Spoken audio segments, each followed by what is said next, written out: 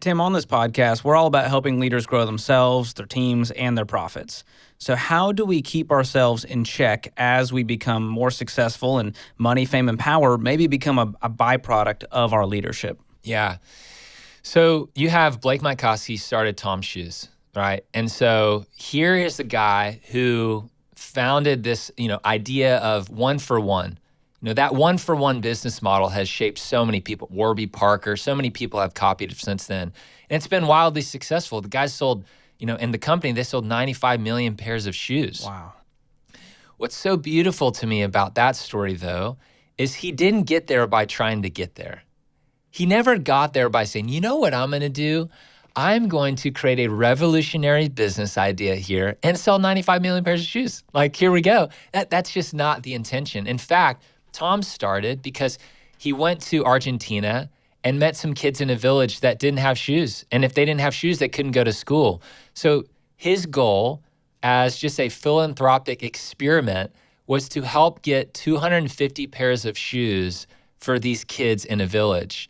So he gets back to LA after spending a little bit of time in Argentina and not only sells that 250 pair, but this idea kind of starts to spread like wildfire.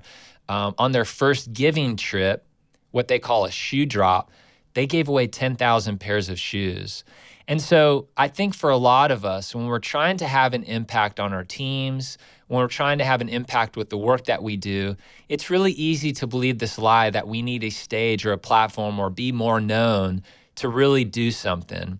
And, the people that I've been really inspired by in the secret society are people like Blake, who actually just kind of live in this idea of what if one life was enough? Like, would that be enough for you? Would one life be enough? Or do you feel like you have to influence hundreds or thousands to actually have a successful life and a career? And so as we think about the work that we want to do, if we focus on that one life is enough kind of, a guiding light, who knows what can happen? But let's be more focused on the process than the result.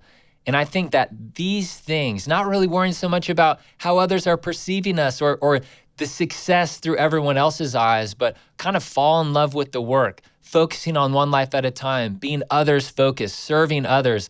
I think these are the things that are going to bring about kind of that true success in a way that we might not get if we're focused on, some of these other things that culture is trying to scream at us is, success.